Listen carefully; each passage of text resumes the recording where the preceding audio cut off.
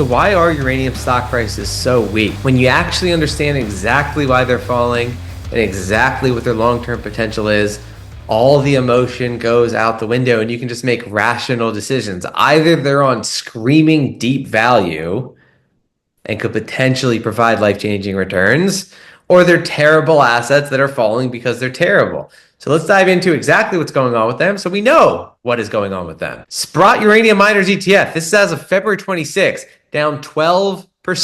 By the time you're watching this, it may have rebounded, but the fact is, it is massively underperforming the S&P 500. As of February 26th, the S&P 500 is up 1%. But what you can see is that recently, you see this massive dip in the chart of the S&P 500 that coincides with a massive dip in the chart of uranium miners. So overall, uranium miners are an earlier stage asset, less liquidity, less well-known, so less of a floor.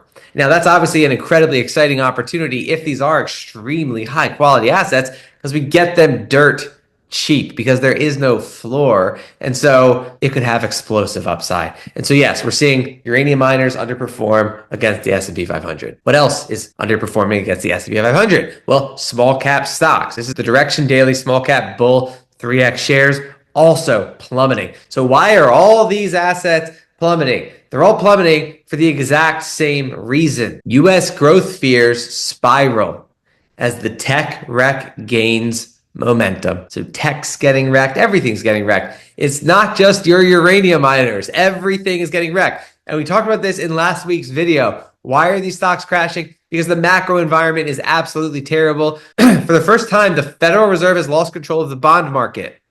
Meaning, if the Federal Reserve decides to cut interest rates, the market will not be willing to buy government debt at that low interest rate. They don't want a fixed stream of US dollars at a low interest rate. If they're going to get a fixed stream of US dollars, they want it at a high interest rate. Unfortunately, this is similar to emerging economies like Brazil or India or a foreign country where you would also not be willing to buy their government debt at a low interest rate. You want to be compensated for the risk at a higher interest rate. So for the first time in a long time, the bond market is not accepting a low interest rate. That is a problem. NASDAQ, S&P 500 slide as tech lags after Trump backs tariff plans. So on top of slowing economic growth, we have tariffs. That's throwing in uncertainty. What is that going to do? Is that going to disrupt the global economy? It very well may, and markets are rattled. Trump policy concerns send U.S. consumer confidence plummeting to 8-month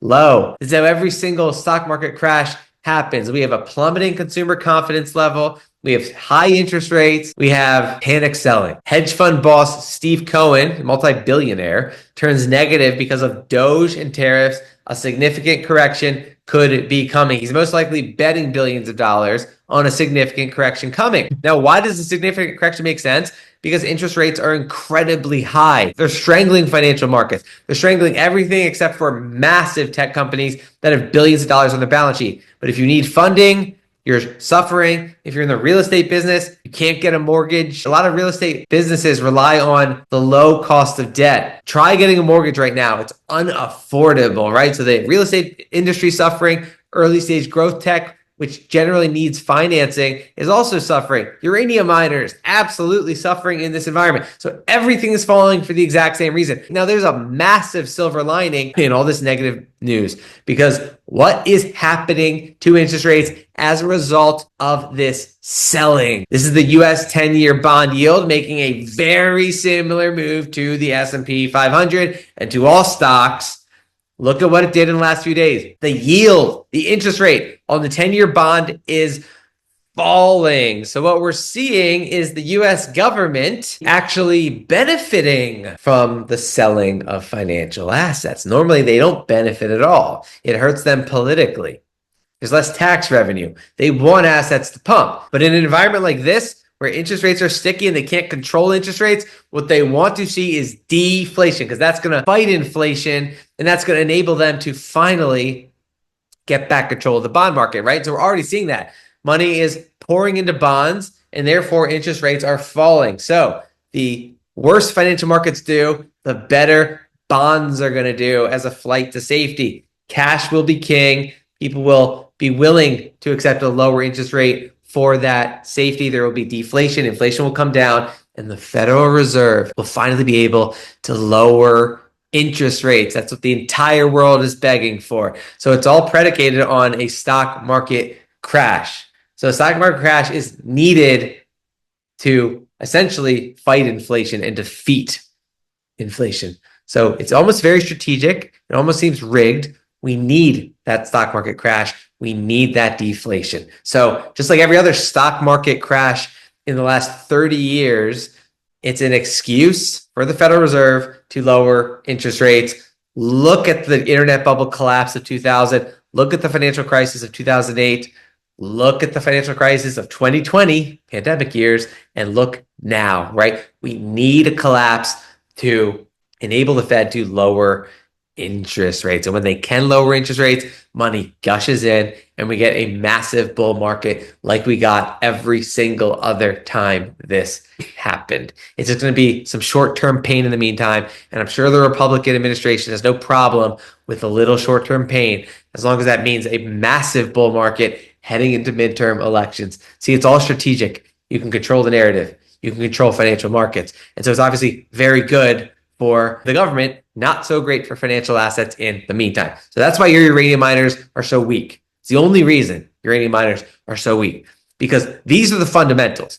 Utility uncovered requirements out to 2040. These are the amount of uranium requirements utilities are going to need and how they're currently uncovered, meaning there isn't enough uranium to cover them. It speaks to the multi-decade supply crunch we are in, and now there's not enough to cover their requirements. So in dark blue, we see U.S. utilities. In gray, we see non-U.S. utilities. So there's this big narrative about how if Trump makes a deal with Putin and they become close, maybe the U.S. will be flooded with Russian uranium. Not likely, right? Because we're in a multi-decade supply crunch regardless of the amount of Russian uranium on the market. This has always been the thesis for uranium. So it really doesn't matter if Russian uranium floods the U.S. market, because that's just going to take away uranium from the East, from the non-U.S. utilities. So we're in a multi-decade supply crunch for these assets. And look, it's just getting started. We're in year 2025. So we know why uranium stocks are falling. And then we also know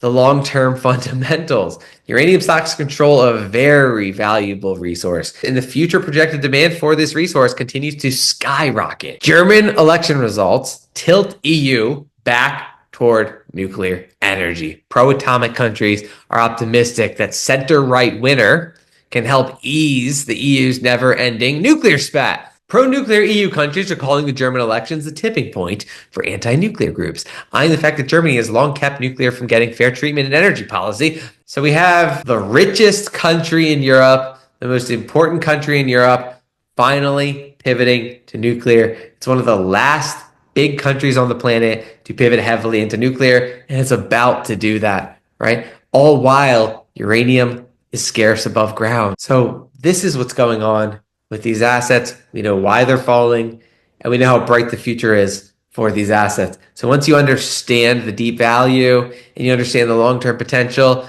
all the emotion goes away, because all we see is screaming short-term deep value. This isn't financial advice. I'm not saying go buy it.